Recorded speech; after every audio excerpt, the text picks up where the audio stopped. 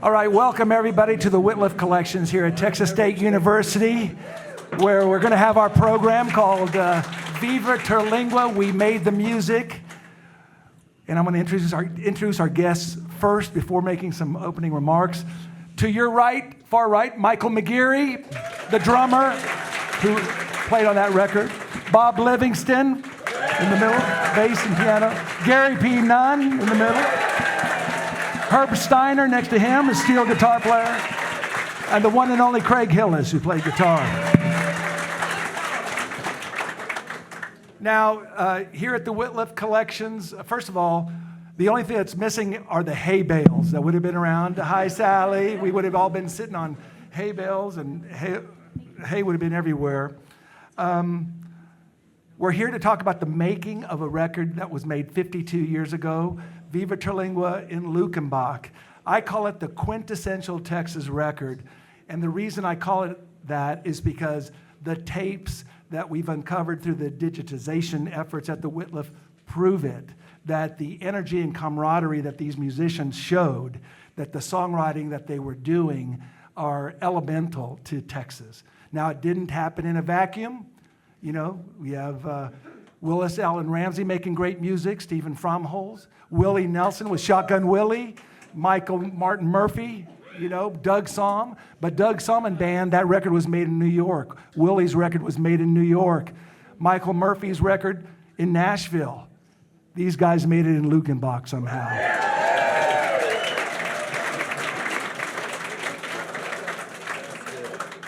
And this project is to really celebrate the exhibit that we have that's gotten national and statewide attention. And the reason it has is because of the music that we uncovered. We found unreleased live performances from August 18th, 1973. We found rehearsals. We found them talking. And again, it just proves that this was one of the great moments in time and really almost unlikely. It's almost magical that it came there. And I don't want to hear myself talk, but I do have to thank some folks. First of all, it does take a village, and I want to thank Sally Whitliff for being here, and she supports us in what we do, as well as Dr. David Coleman. It also takes our archive team to help preserve these materials and figure out what to do with them. Now, I have to thank Jerry and Susan Walker, Jerry Jeff and Susan, for their donation of that archive in 2017. But the whole story of the making of Viva Terlingua, and let me emphasize too, there were a lot of great musicians that passed through the Gonzos over the years, went on tour with Jerry Jeff, that intersected in his life. But the people that you're seeing here on stage, they're the ones that made the music there. And I didn't want there to be any confusion. I love John Inman, love Tomas, love all the different musicians. But really, I wanted to put the focus on these guys because their story has often been diminished to fit different narratives. So part of the reason that we did the exhibit, not only to celebrate the 50-year anniversary, but it was also to put the music in the context that it deserves. And if any of you all have seen that movie, A Complete Unknown, about Bob Dylan, these are the same kind of guys. They grew up in the rock and roll era. These are children of the rock and roll era, just like Bob Dylan. They were inventing it as it went along. I know a couple of these guys were up there at the Rubaiyat in the early 1960s when the folk music boom was happening. So there's a lot of connections happening. I do want to, you know, as great as Jerry Jeff's archive is with the materials that he managed to save, how he saved that, I don't know. But I have to thank Paul Fagan for loaning us the Sangria wine guitar, the beautiful Les Paul. And Stormy Wall, when I asked Michael, do you have your drums? He goes, no, man. There's a guy named Stormy down in Padre Island that has my drum kit. So we got the snare drum, but he did have the kick pedal, so we had that on display. I got to thank Becky Crouch Patterson. She loaned us Hondo's hat, his guitar, his kerchief, everything but the hand pointing to the door.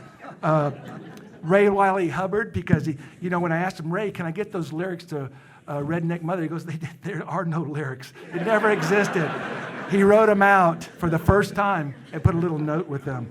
I got to thank Sean Sahm, who loaned us the fiddle and guitar that was used on the album Doug Sahm and Band, because Doug Sahm and Band and the Willie Shotgun Willie album, and all those great records, they were part of this wave, and Sean was kind enough to loan those items. I wanted to tell the narrative of that story. I didn't want to get into nostalgia. I didn't want to get off into fairyland. I didn't want to get into some family photo album. I wanted to tell the music of vital musicians in August 1973.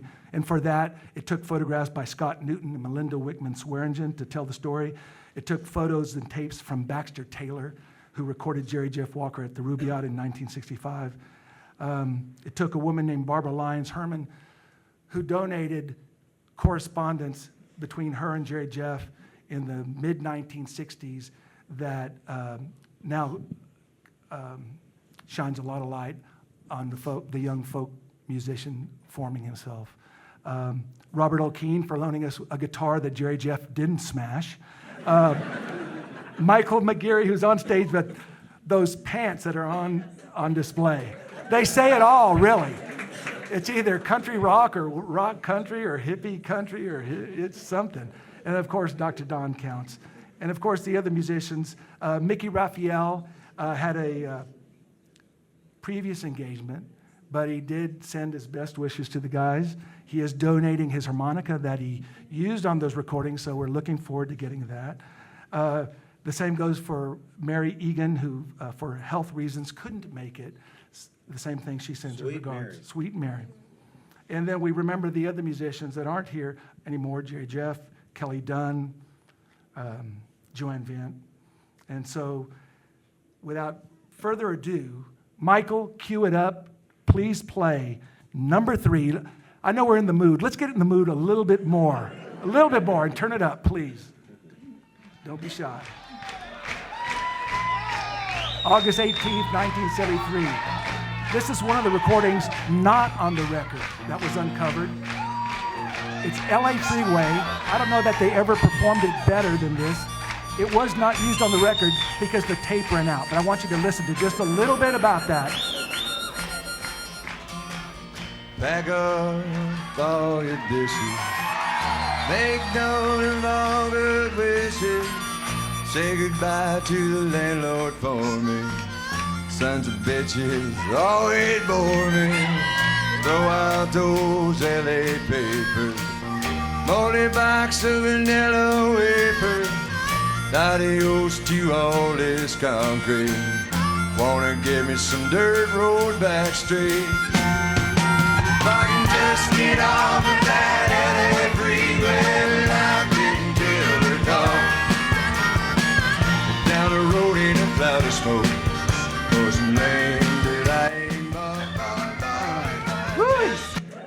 Let's hear it, folks. I want to hear it loud for these guys. Woo. Nobody sounded like them. They did not sound like Nashville. They did not sound like the West Coast. And they may have been crazy thinking they could have made a record to get on the charts. They didn't sound like the Eagles. They didn't sound like Linda Ronstadt, but they sure as hell sounded like Texas and Austin. And they were sounding like what music sounds like when you make it in Luckenbach. So I guess my first question is just a simple one. Guys, when you hear something like that and the energy, how did it happen? Gary P., how did it happen? What are you thinking about, Ben? Why are you there? Why did you hook up with someone as wild as Jerry Jeff? Well, we weren't thinking too much. We just played, you know, like the fellow said, I play. He was drunk. No, we just sat down and played, and you know, whatever came out, generally got kept and put on the record. Now, some of these songs were being formed. Michael, tell me a little bit. You're talking about when you were first hearing Sangria Wine, and it was kind of a cha-cha, and you were trying to figure out. You kind of gave it a little reggae thing. Can you tell me a little bit about what went into creating that track, Sangria Wine, your drumming?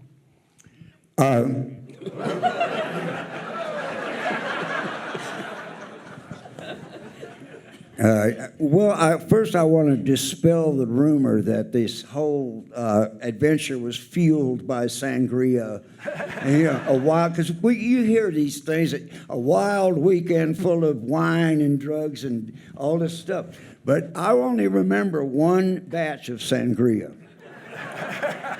And it was almost fatal. But so, and Jerry Jeff loved this stuff, and we were all hanging around drinking some of it, and he was coming up with this, doodling around with things with that. And he sort of invented this song, but he sort of had the words, and it sort of has words, and it sort of doesn't. And it's more or less just, oh, wow, isn't this wine great? So I'm thinking, now, I was a great reggae fan at the time, having picked up a love for that form of music up in Toronto when we were there one time. And I especially liked Toots and the Maytals. So I thought, what if I thought, could it possibly, could these cowboys get this? Because, you know, these guys were all calling it reggae music, and it was all backwards. And what's that crazy beat? You know, and so I got Hillis to start playing his little riff.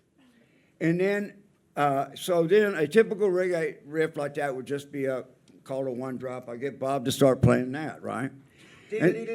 Yeah, he plays that. And he plays boom, boom, boom. So now I'm faced with this dilemma because there's no way I'm going to corral Jerry Jeff Walker into playing a prescribed part. I just know it. I just know he won't do it. He'll get confused and so and also there was just, it sort of formed by itself. Once we got that little rhythm going, I decided to just let Jerry Jeff play what he wanted to play. And what Gary was playing it worked pretty good, you know, was working in there. And so at the end of it, I didn't play a traditional reggae beat. I played just straight ahead because I really didn't want to confuse anybody. I really thought that would be the last straw if I started playing backwards. So, you know, there was more planned for it, but I think that what we came up with eventually just sort of, it found its way in there. And I call it, it's sort of a cowboy regalipso. Let's Michael, put up number 11. This is something from the digitized track. And I want to add to what Michael said.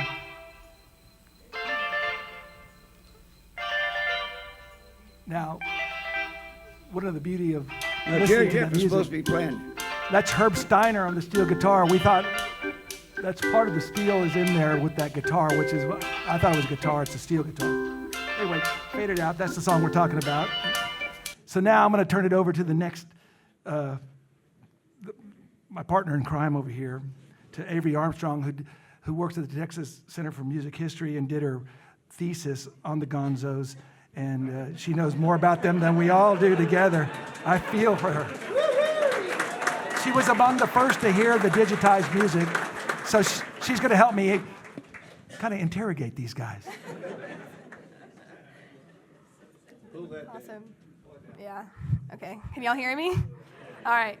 Cool. Well, thank you to Hector and, of course, these guys. It's just been so fun to get to know them over the last couple of years and write the thesis that has been, yeah, right here at Texas State University, I'll say that. So something that, you know, Hector has talked about a good bit is just the depth of this archive and how amazing the archive is. And I got to look at that archive for my thesis, which was just, it's an honor, a privilege. But my thesis was really formed kind of around oral history, so getting to interview them and getting to talk to them.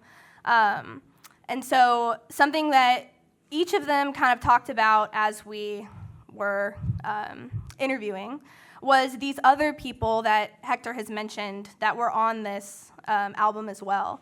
So Mickey Raphael, Mary Egan, who I did get to talk to as well, so sweet, Kelly Dunn, Joanne Vent. So I'm wondering if y'all, Bob, whoever wants to jump in, can y'all tell me a little bit about those musicians who aren't here with us today and what they contributed to this album? Oh, I'm going to start because I met Kelly when we... Well, sorry. I didn't see Kelly. But here's the thing. I met Kelly when we were 12 years old. And we had to go to religion classes after school. Because, what? Well, because our parents were, our families were Catholics. Oh, Get well, where that's what I'm telling Kelly you. comes Well, to Austin, Texas. I am getting there, Bob. But that's where I met him, and he came out to Austin to visit one time. But we were childhood friends up until then, so I'd known him a long time.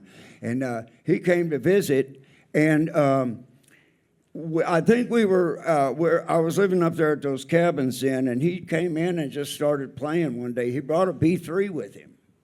So I remember, right? Yeah, he brought his B3. And he was just sort of magically in the band, after that. And, but I did want to, I'm sorry I jumped in on you like that, but I did want to say something about it because it was just so amazing for us both to be in on this after having known each other as children. Anyway, there you go. And they knew each other in San Diego. This is not. San Diego, yes. Oh, yeah.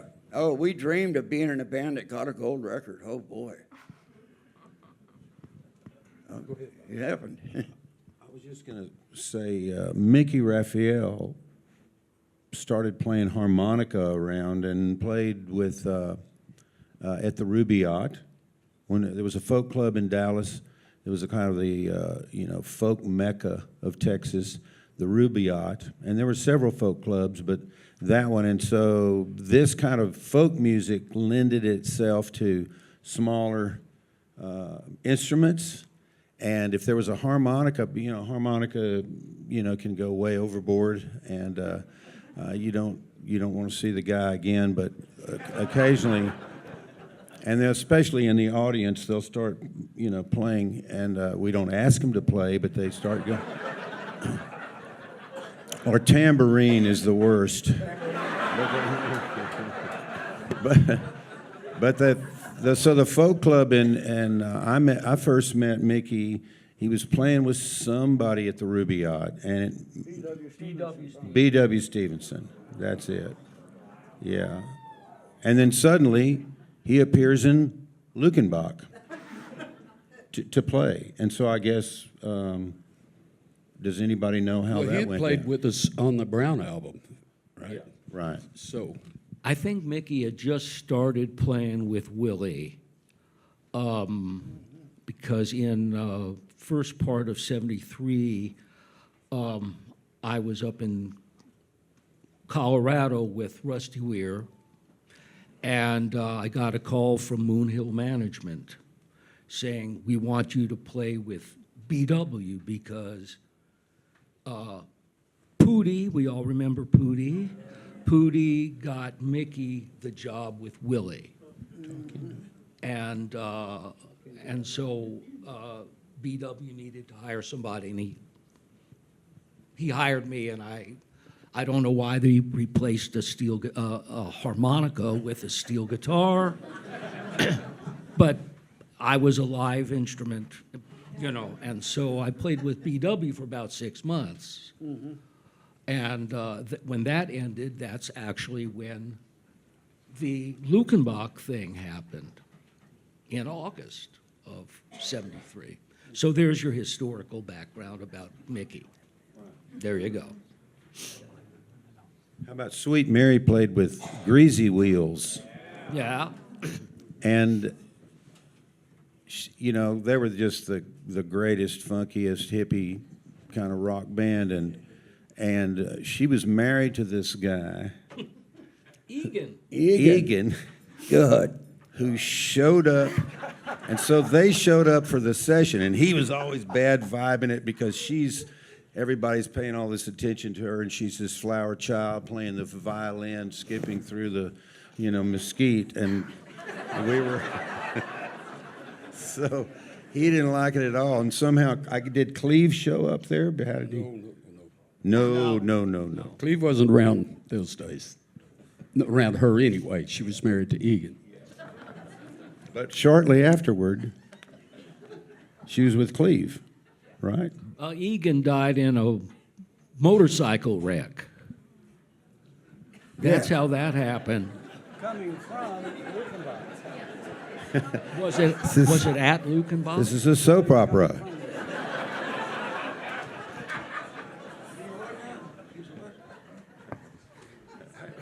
Maybe this is where we queue up sound audio file 23. Play that one.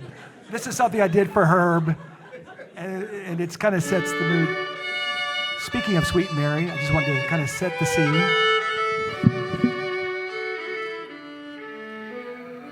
But you're going to hear what Mr. Steiner added. The Desperados.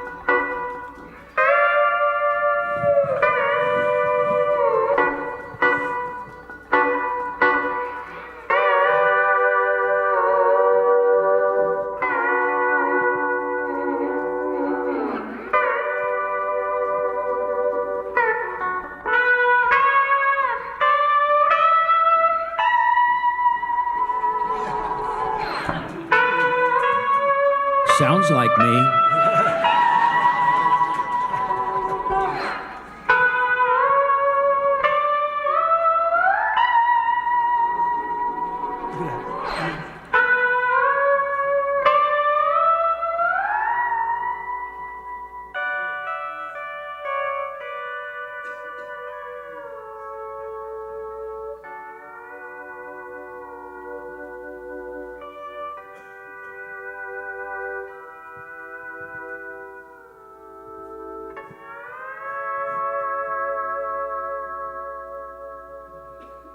A lot of beauty there.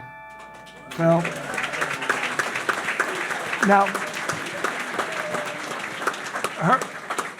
Herb, be honest. Share Now, with the folks what you shared with Craig, me about what you thought of the record at the time and how your thoughts have evolved over time. Well, that excerpt that you just heard, that was only half of a guitar part that Craig and I played together, and it would make much more sense if, if it were played, in context. Thank you. It's like, if you listen to a big band and you isolate the fourth trumpet player, it's going to sound beep, beep. It sounds great. But in the context of all the other musicians, it makes sense. And so... But I got to say, I was in the band and I've heard and I think it's beautiful. It's like a... Well, Yeah, I think just- yeah. it was appropriate. It was appropriate for what we were doing. I'm impressed with the quality of the sound that yeah. is recorded. It's just so pure. It's Exactly. better than any studio sound I ever heard. Yeah. To me, that's the big miracle of this record. After listening to it close the other day, after not a while, the mix, the quality of the actual recording, the mixing, the editing, all of that end of it is a big chunk of why that record sounds so good. I mean, it's amazing. They got that sound from a truck, parked outside and in open air. Birds could have flown in, but if you listen to it And close, they did. and did, yes, and yes. So I just was quite amazed by that. I thought that Dale Ashby did an amazing job on that. It's just incredible. And let me also, that's a good segue. I have to add this because a person that sometimes is left out of the story is the person that was engineering it, Martin Leonard, Sundance. And I asked him to send me a little note, and he talked about having to put microphones. They wanted to capture, or Jerry Jeff did, like the ambiance, so they had microphones in the trees, they had microphones everywhere. So he said, engineering the album, I'm reading from a little text from him, engineering the album was challenging, an acoustic anomaly, but the fun was the musical energy that came through the microphones without losing the feel of a group of fine musicians playing to an appreciative live audience. He's talking about the August 18th performance. He was there throughout. The night was magical. If you listen to the album, you can hear the crickets chirping, to Michael's point. And let's hear one more audio, and then I will turn it over to Avery for 2 or 3 questions. Cue up number 15 and do crank this one up. This is a moment of inception on this. And no, you all are going to be one of the few people that have ever heard it. Go ahead and do it. This is them rehearsing. If we should try to double out, just, you can go, I wanna go.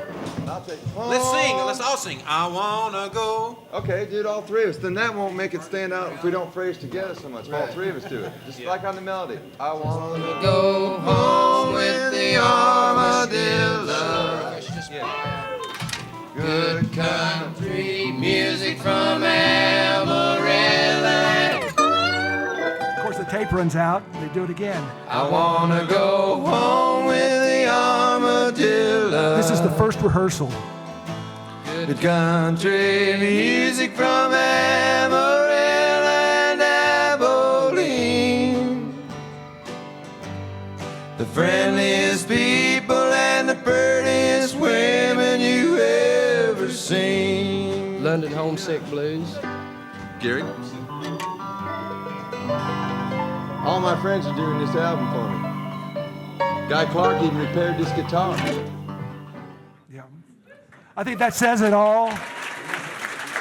And, you know, I'm reminded with the recent passing of Garth Hudson, you're looking at Texas's version of the band. All right? That's what they were. Hector, I wanted to point out one thing. When this mobile recording studio came down, they had wires running everywhere and hanging in the trees. We got bandy roosters for miles of tape, of that. But when they plugged the thing, we were getting ready. We were just kind of all drinking the sangria and hanging in there. But when they plugged it in, it blew out 6 counties of electricity. I think Jerry Jeff had to pay for the whole thing to get everybody rewired. Yeah, that's right. They had to redo the electrical feed to Lukenbach for that. I'd like to jump in here and make a confession because for years, decades, I've been telling the story that how I got to sing London Homesick Blues and always say that it was never rehearsed, it was never recorded. It was the first time it had ever been performed was when we played it on that. And I have to confess, the evidence proves otherwise. I believe I'm the first person in this country to hear that song. There's actually 5 complete takes done without an audience there. In other words, you all were rehearsing it that way, including the part that we have the last part of the first take that was scrapped. The one that when you had to come out and do it again, we have the final part. So you all knew the song. Gary, do you remember I came to pick you up at the airport when you came home from London, and I was driving that big checker that you had. Remember that big old checker car? Oh, you yeah, had? I had a black checkered cab. Yeah.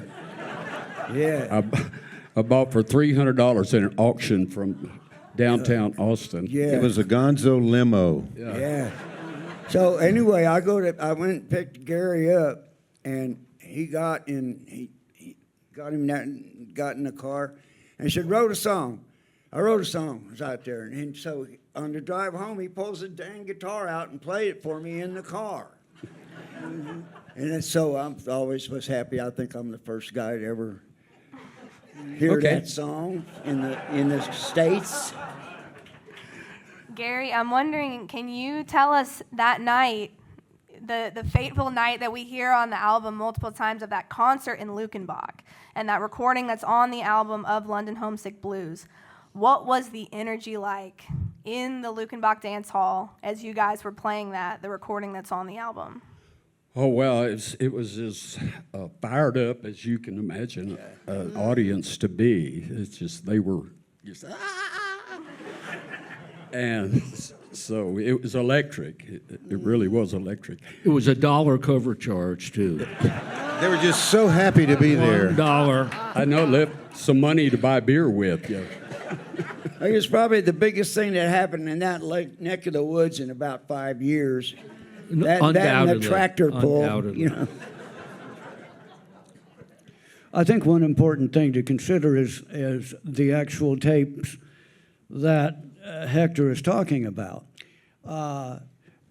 before Hector got in and started going through the archives, I didn't know, and Hector didn't know, that these tapes exist. So what tapes are we talking about?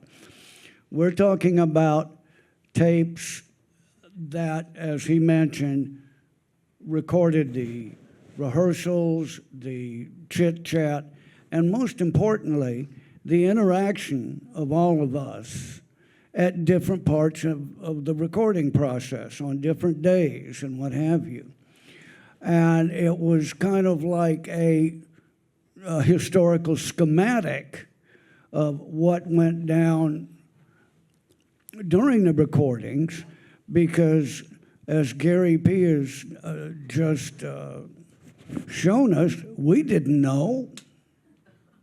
And Hector was able to digitize all these analog tapes, and it literally gave us a historical schematic about who was playing what and how the songs came together, and most importantly, I think, or as importantly, how we worked together to create songs out of dust. Let me pipe in a little bit. So when we say tapes, we're talking about 2-inch, 16-track, multi-track recordings where different instruments can be put on different channels, different tracks. And they had tried this before at Rap Cleaners without really their proper engineering, and kind of trying to do the record themselves there in Austin. And I want to, Craig brings up an excellent point, and this is something that over and over again with the digitization team, that it's a team effort here at the Wittliff, that it shows the camaraderie and so also the creative spark. This is not from the Viva Terlingua session, but this is just within months, they had recorded this is prior. Play number 21, we'll give you just a little sense, this gives you a little sense of the playfulness with these guys. So we're gonna let it run for about a minute at least. Myself up. Went to It's something this that turns into fancy chicken fried restaurant. rat. So listen. Yeah, and I ordered up some champagne. I'll have some Chateaubriand, medium. Yes. They brought me canned soup and cold duck champagne. Easy. An old tired-looking steak and indigestion on top of heartburn. When I had to bake, I got it taken again. Hold it. I got to get the rat verse in here.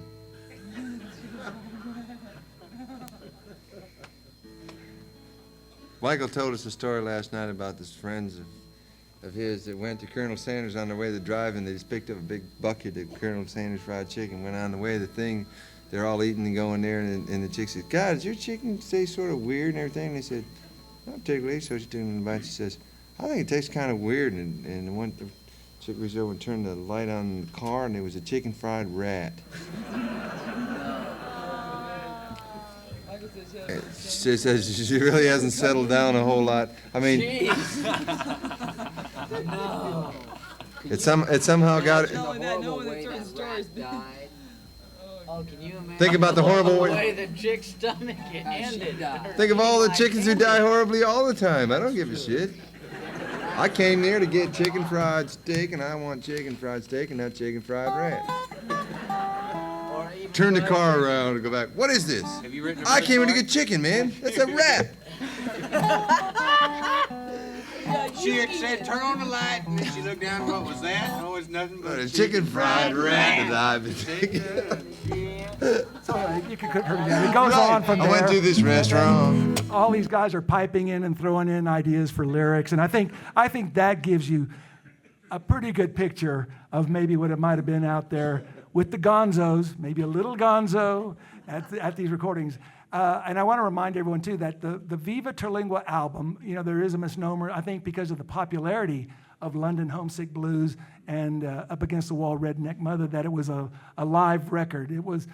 That was really the culmination of a recording session that they'd done out there. So they did encamped for several days out there in Luckenbach, right?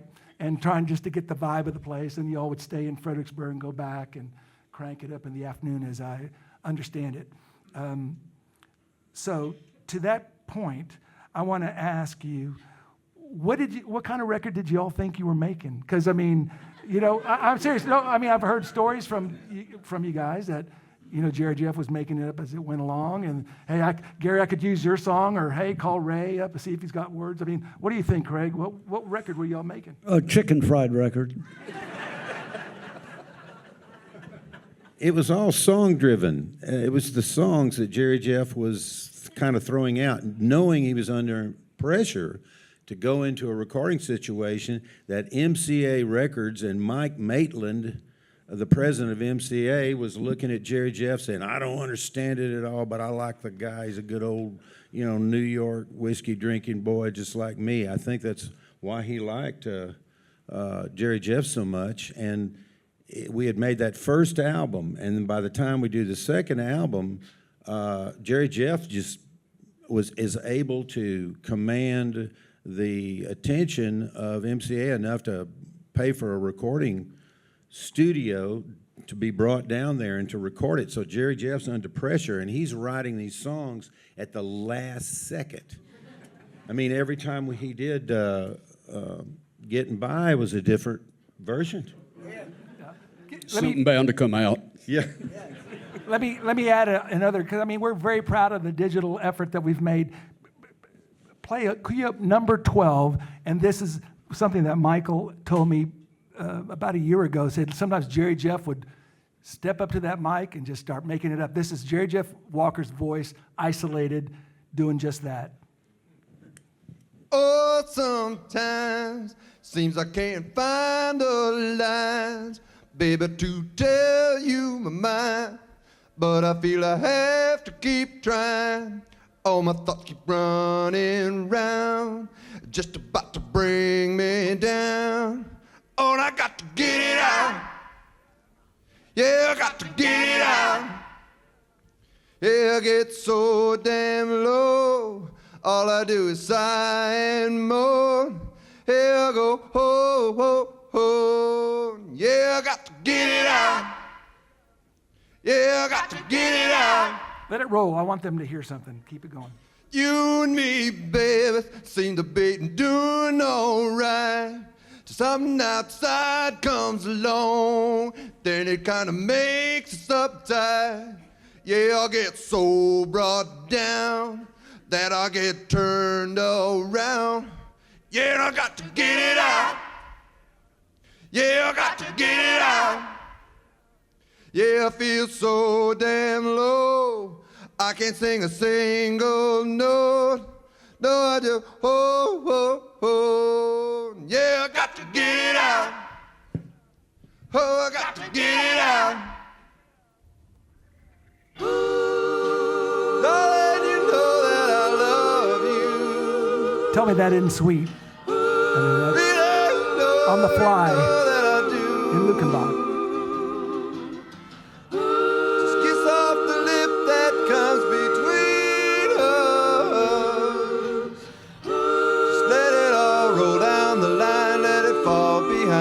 Time. Let it all unwind. Do, do, do, do, do, do. So real music made by real musicians as they hear it and feel it. I think that's the beauty of it. It's so great to be able to hear this. We never heard this before. I've never heard that before, no. Yeah. So I mean, but it goes to all the all the stories that you all have told, and we've pursued this really, like I mentioned, trying to put that story into context, and really, just like Bob Dylan was a child of the Little Richard era, so are these musicians. Rock and roll was just coming into the forefront. That folk boom that is happening that impacted everybody. We have a Rubaiyat exhibit up right now because we got their complete archive. So we're trying to show that link between folk music and what came out in Lukenbach. And, I have to say, people like Gary Hartman and Joe Nick Patowski and Jason Mellard have encouraged us to just keep going and have brought young people to the table. So I turned it back over to Avery. I want to go back. Bob had just mentioned Getting By, which I'm sure everybody knows and loves very well. We can't talk about like on the fly music making without talking about getting by. And so, Bob, can you tell us a little bit about what that process looked like, how that song came to be? Well, the way I would like to think about it is that when the electricity blew and we were having a few sips of champagne, sangria wine, it was like champagne, and then we'd play for a while, and it wasn't being recorded, but Jerry Jeff had this song, and he was, throwing it out there, and we just were sort of all learning it at the same time, and then somehow the electricity was restored, and it was a miracle, and he said, let's do it, let's make it red, and did the song. I mean, is that way? Well, yeah, I lost my train of thought there for a second. Yeah, it was already... You don't have to have an answer. I don't, well, no. Having a train of thought would be more important. No, we were already doing that. Like you were saying, we were jamming and going over this song a little bit. And every few minutes, Jerry Jeff would quit and go off in a corner and write another 10 words to it. And then he'd come back. And so we were kind of doing this. The electricity came back on, and we never quit. We never quit doing it. We just kept doing it. And they turned the tape recorder on. And that's why I think the first thing you hear on the record is the drum beat for that song. Because I'm just sitting there playing along, keeping the beat going, waiting for somebody to come along and start playing again. No, we worked that out, Mike. We worked that, right? It was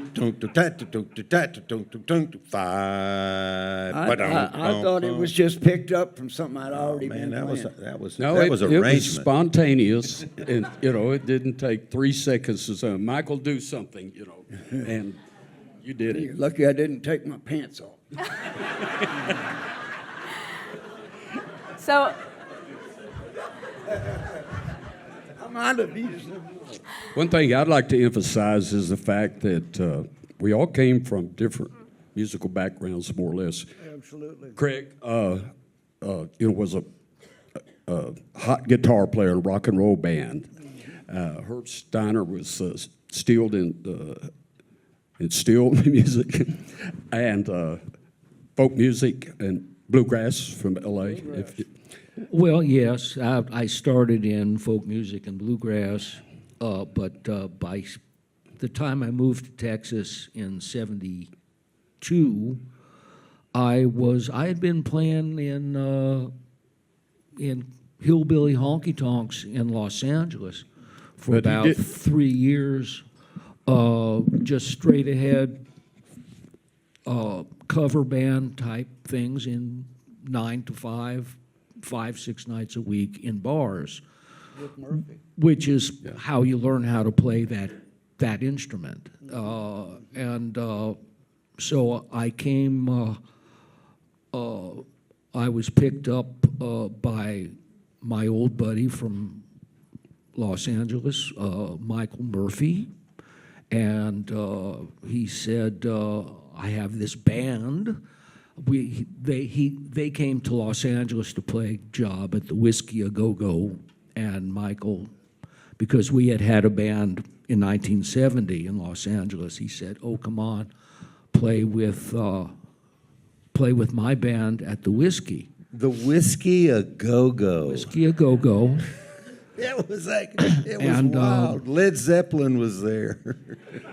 They were there. We were opening up for the Straubs, if anybody remembers them, which I'm sure nobody does, because I believe they were a forgettable British band. I mean, am I wrong? I mean, who remembers the Straubs? But anyway. You gotta jump in. So I was working steady, and I had to take off a week from my regular honky tonk job to play with these guys, and that's where I met Gary P., Craig, Bob and Michael, although I had known Bob for a couple of years before that. But so that was my introduction, and for me, playing with these guys was like a whole another experience because I was not a rock and roll steel guitar player. I was a country music steel guitar player. And so it was a new mix. As a matter of fact, I'm going to tell this story about the gig at the Whiskey A Go Go. If I tell it on my friend Craig here, was we pulled it. We were in Michael's van, Murphy's band. When I say Michael, I meant Murphy. And the parking lot attendant said, "No, you can't park that here. Can't park the van here." And Murphy was in the driver's seat. He was saying, "No, well, but you see, we're the band. We're opening up for the. I don't care who the heck you are. You're not parking your van here." And Murphy was trying to reason with the guy. Craig, I was sitting in the shotgun seat. Craig leans over Murphy's shoulder and he says, "Boy, we're from Texas and we ain't on no peace love trip."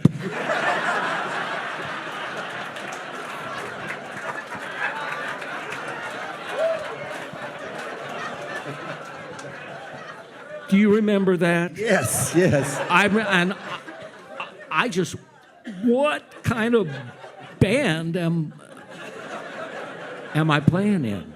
And of course the guy said, oh, you can park right there. Park right there. And that is really is my big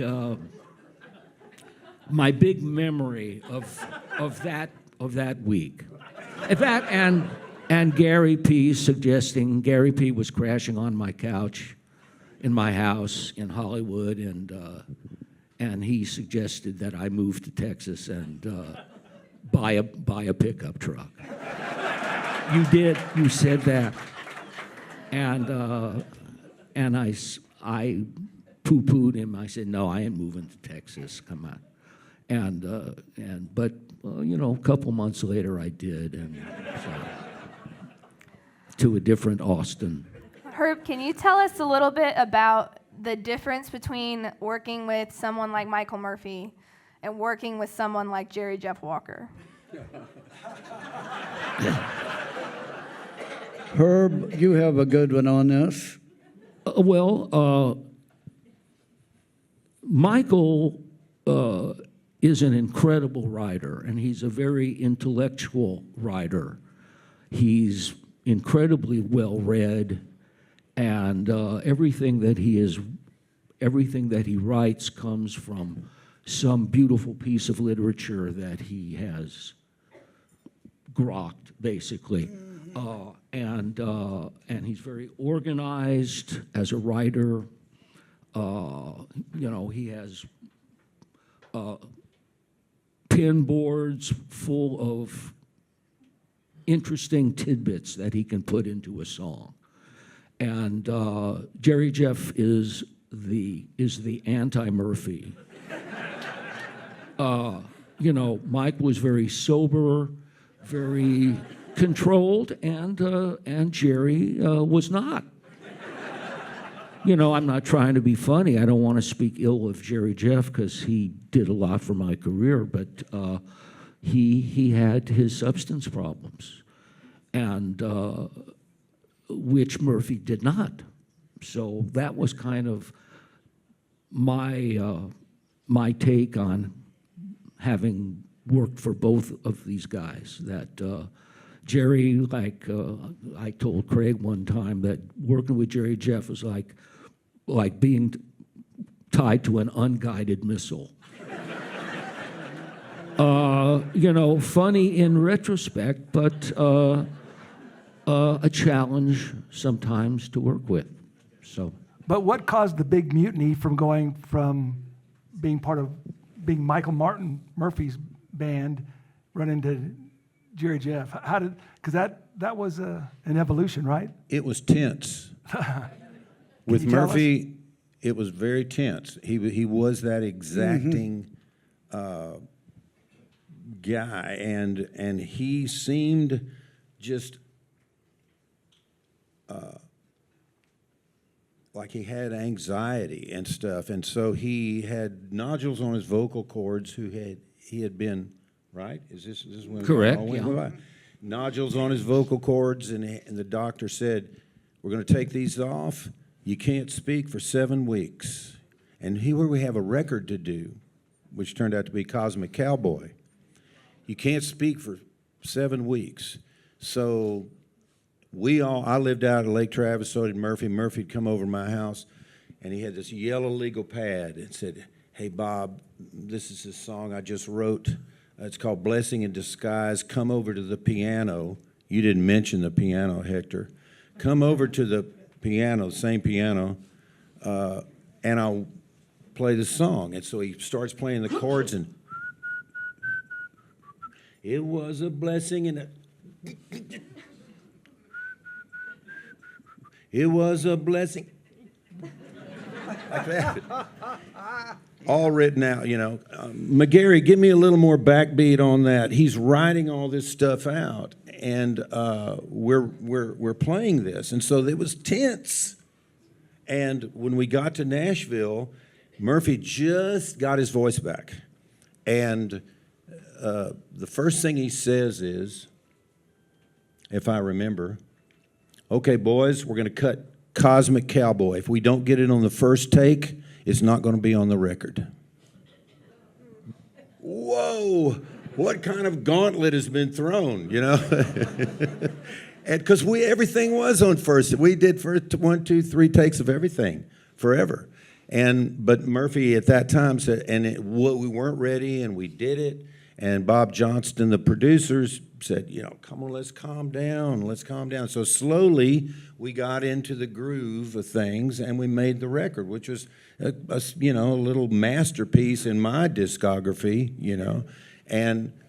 But after the gig, we had put all this time in rehearsal, and after the show, after this, we're going to get paid.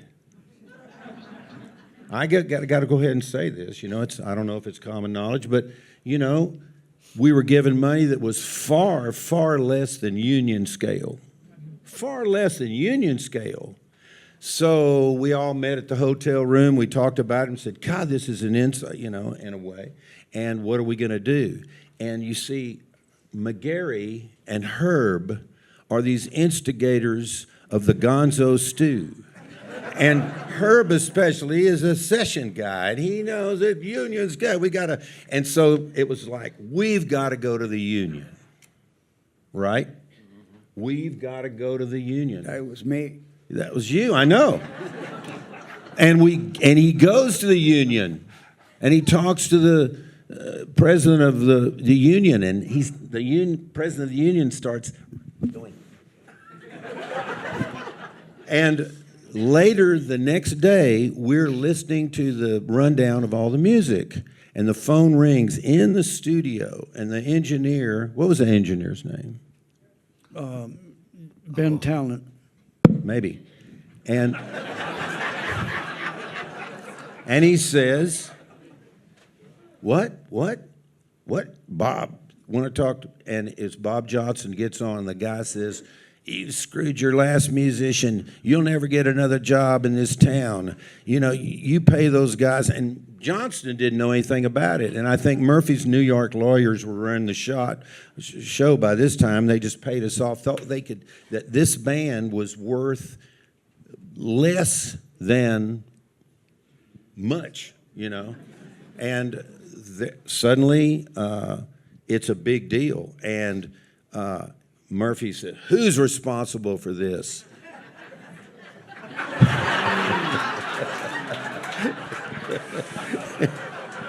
And he goes, "You're fired.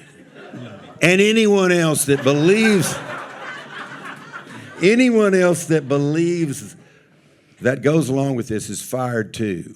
And it was like Travis putting the line in the sand. Yeah. We all had to, with our tails between our legs, walk across the line and get into the van and head back to Austin. We all left. Everybody but Gary P. Nunn. What did you do, Gary? Well, let me just put a little filler there. We had rehearsed for no pay for the 6 weeks prior to the session, and At my house, yeah. with my electricity. And I drove Herb and McGeary out every day, about 100-mile round trip. So anyway, it was all this stuff that, so the promise that we were going to get really paid really well. So when it didn't happen, and it didn't happen quite dramatically, everybody was upset because, like I say, we hadn't gotten a penny in 6 or 7 weeks and rehearsed 5 days a week. So anyway, going back to the guys got in the van and left, and we had worked real hard on a song that I'd written composed a instrumental thing. It's called South Canadian River Song, and Michael had written the words to it, and we'd worked real hard in rehearsing it and getting it ready. A little side there. Played it in F originally, and we got to the session. Michael said, that's too high for me. You got to do it in E flat. E flat. E flat. Well, for horn players, that's a piece of cake. But for me, I'd never played E flat in my life. And somehow or other, we rehearsed it, and we cut it. What's a 6-7 minute? We cut it one take. And Bob, tell them what Bob Johnson said. Well, I was in the control room. Herb was in the because control room. I was not on So we that play track. it. Let me just put it. So we're going on the fly from F to E flat, and it's one thing for me as a bass player to play E flat, but I was always impressed with Gary Nunn played in E flat. I was impressed myself. I don't know, but we just jumped into it, and ripped it off and turned it. It was perfect.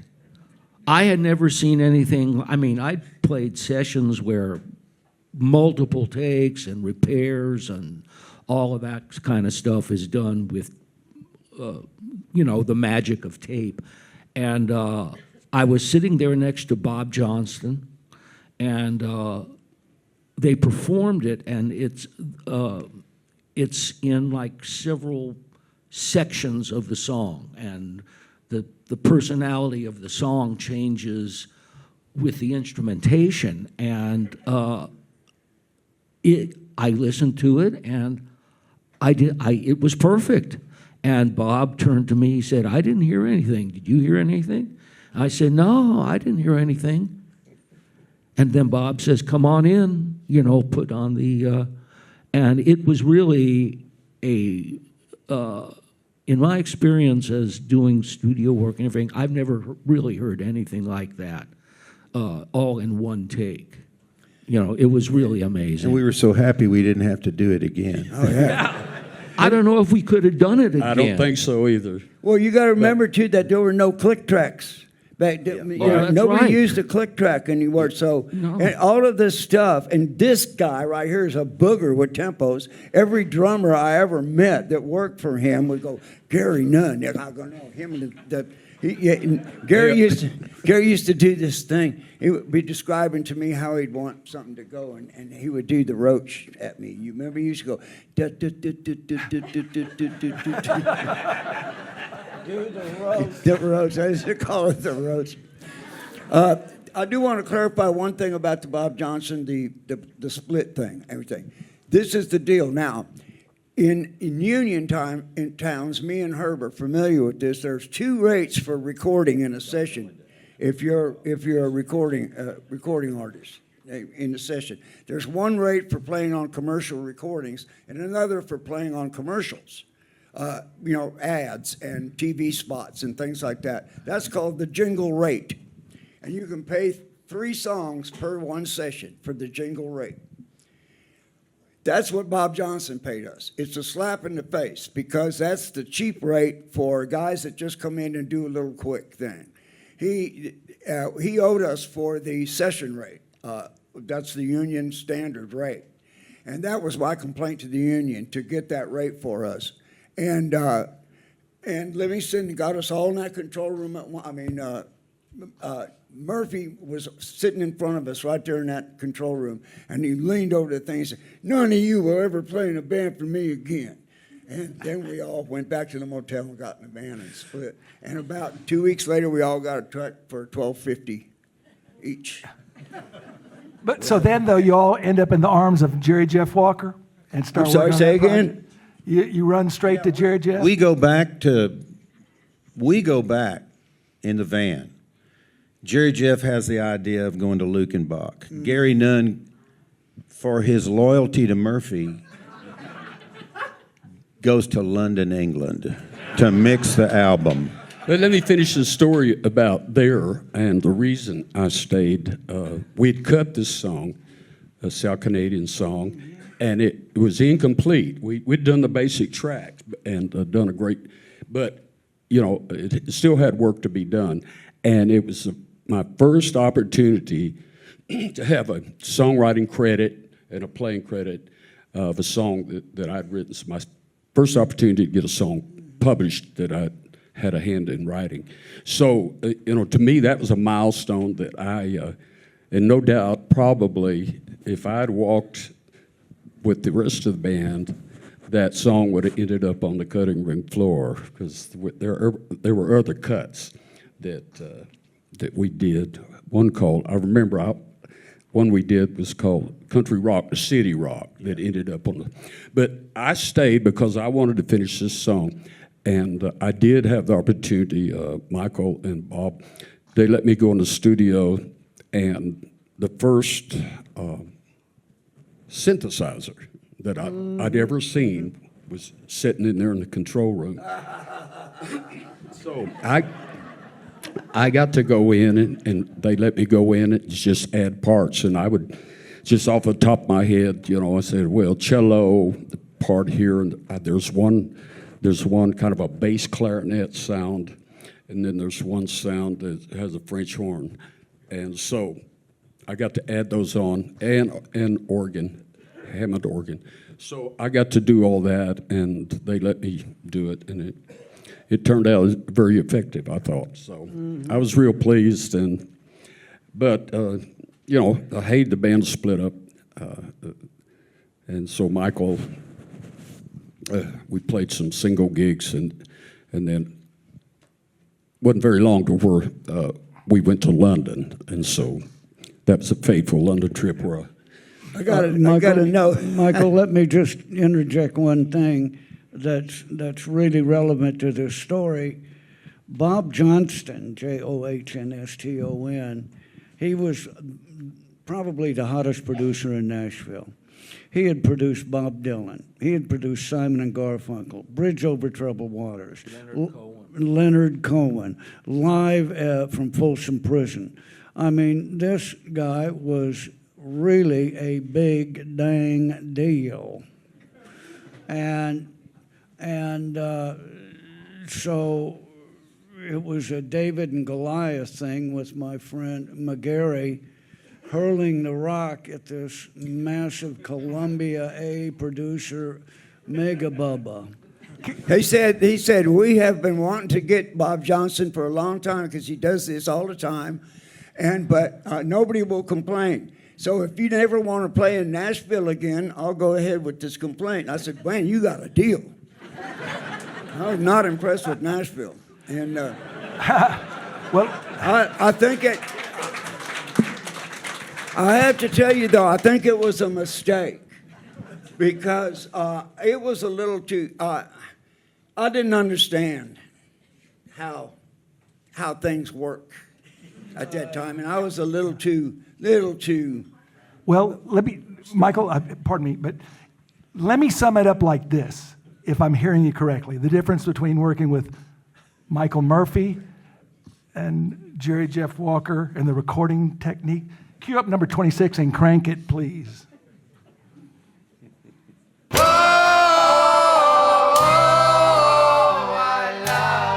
Sangria wine. Whoa, I love sangria wine. Yeah, whoa. I think it's perfect in its own way. Anyway, folks, let me hear it. We're close. Bring that down. Oh, I love sangria wine. We can bring that down. We could go on forever like this, but at the Whitliff, we do occasionally like to let you get the feeling back in your body from sitting so long. No, but anyway, this has been an amazing session, an amazing, amazing session. And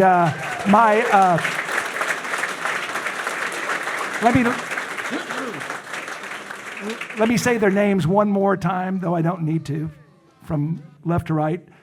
Craig Hillis, Herb Steiner, Gary P. Nunn,